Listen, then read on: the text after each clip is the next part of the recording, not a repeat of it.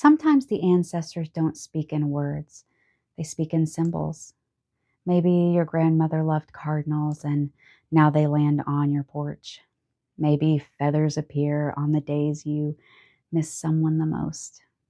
Maybe a dream arrives exactly when your heart is ready to listen. Today we step into the inner room where those quiet signs become a conversation. With this light, the mandala enters its final turning.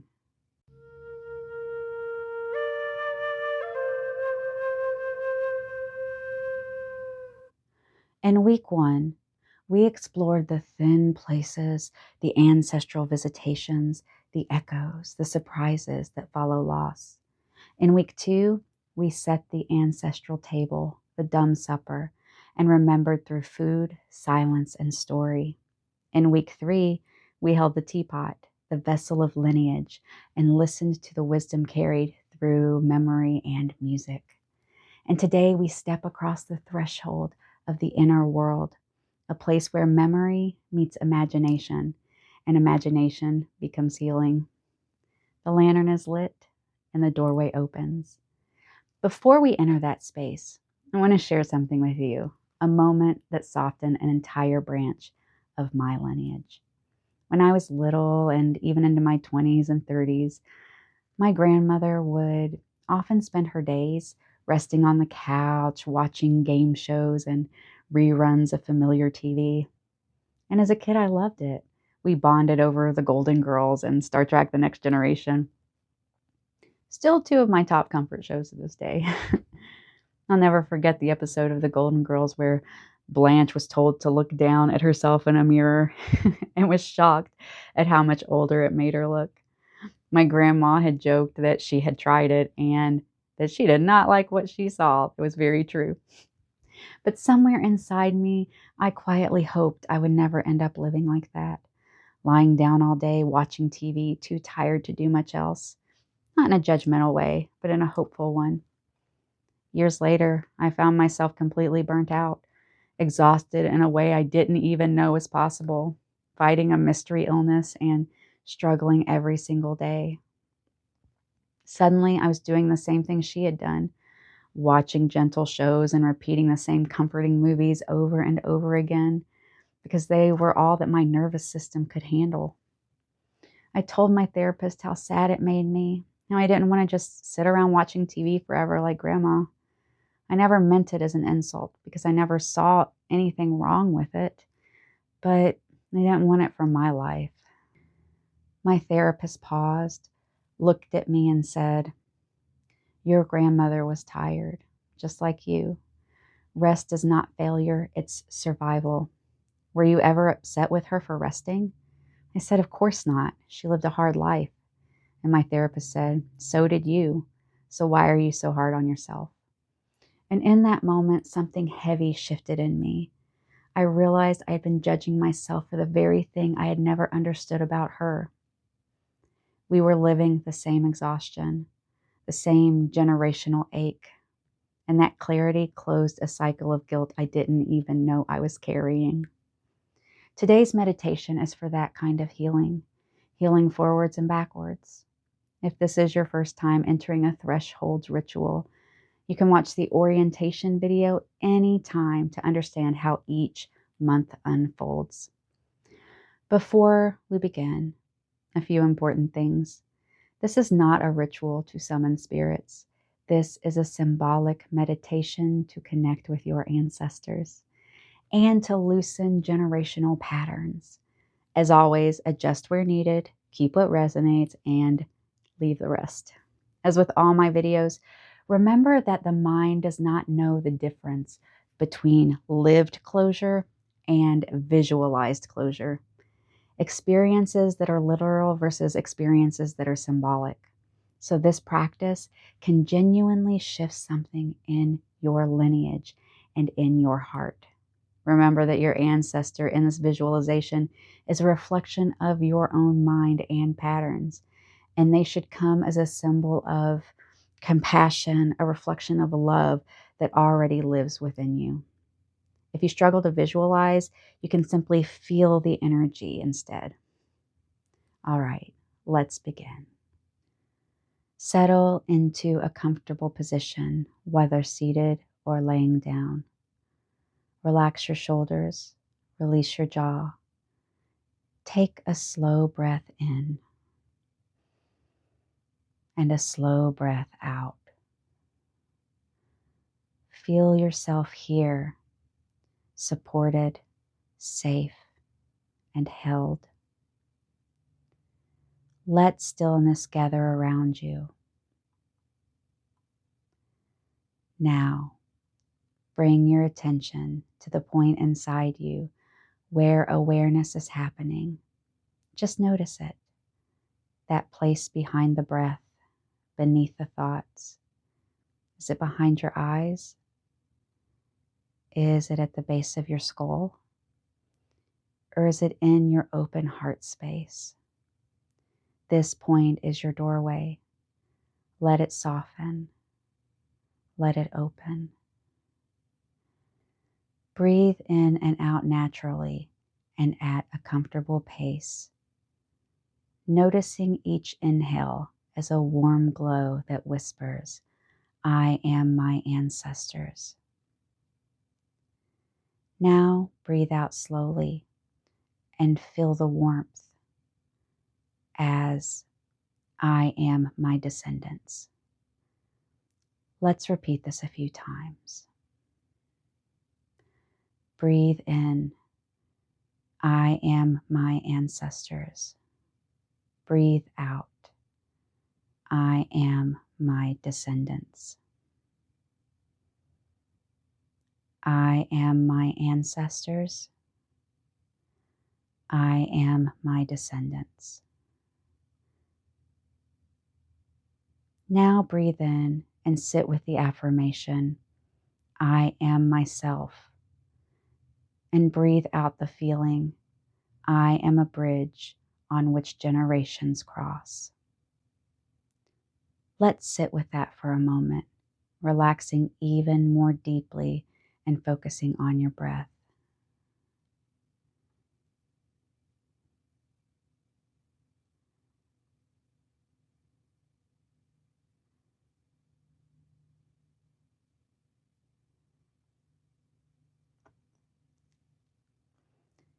Allow a place to rise in your imagination, a place connected to a loved one you miss, or a place where you felt safe, a place where you felt seen.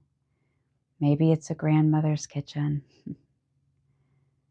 Maybe it's a porch at sunset, a childhood bedroom, a quiet forest, a sunny field, a park, a beach. Or perhaps it's somewhere you've never been in real life, but instantly recognize, a place where you feel safe. Don't force it. Let the place choose you.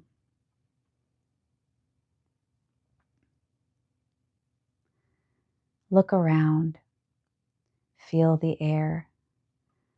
Notice the details. I'll give you another moment to explore this space in quiet peace.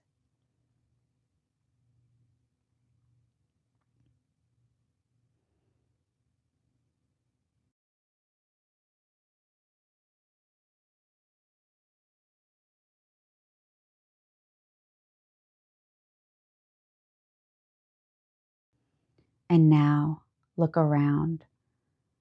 Are you sensing a presence, a warmth, a familiarity? As this feeling arises, let whomever appear in whatever form feels right. They may appear as someone you knew, as an archetype, or in any other form. The spirit may feel like someone you knew in life, or have a familiarity of a distant ancestor that you've never met or even heard of. Just remember, you can pull back at any time if you feel uncomfortable. As this person appears, they look at you with softness, with understanding, with the kind of compassion that exists beyond time. You don't need to speak yet. Just let yourself feel their presence. Now ask them what your heart is ready to hear. You may ask them anything that you wish to know, or you may discuss things with them about their lives or about yours, or about your shared history. You may ask questions like, what did you want me to understand that you couldn't say in life? Or what pattern have I inherited that I am ready to soften? What blessing do you want to offer forward into my life? What do you want to be free from? What truth have I been carrying that isn't mine? Or what can I release so that the lineage can heal through me? What part of our story is ready to close with love? Let the answers come as words or images or emotions or silence. Silence is still communication. Let's take a moment for you to have the special time with your ancestor.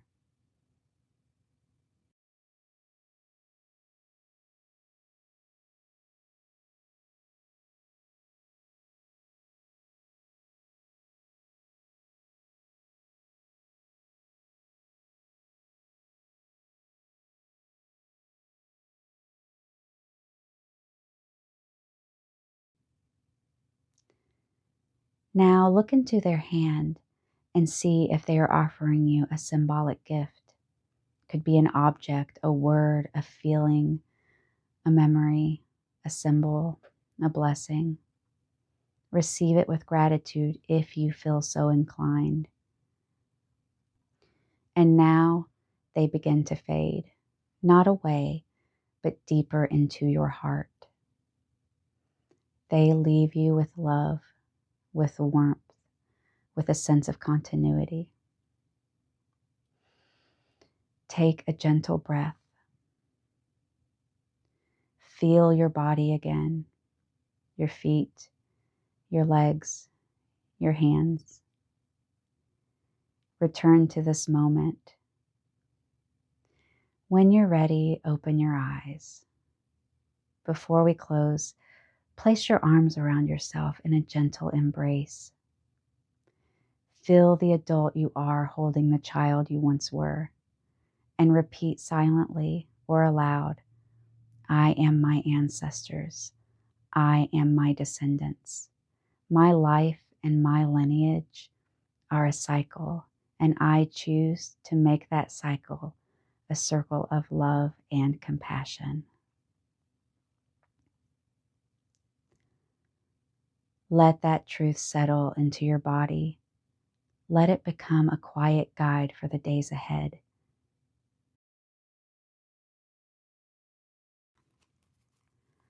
And now for our 4-card ancestral reading. We always do 1 card for spirit, 1 for mind, 1 for emotions, and 1 for the physical world. Today we're asking for our spirit, what wisdom do the ancestors offer?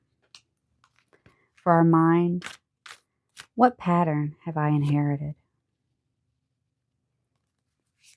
For our emotion, what grief is ready to soften? And for the body, how do I move forward whole? Let's see.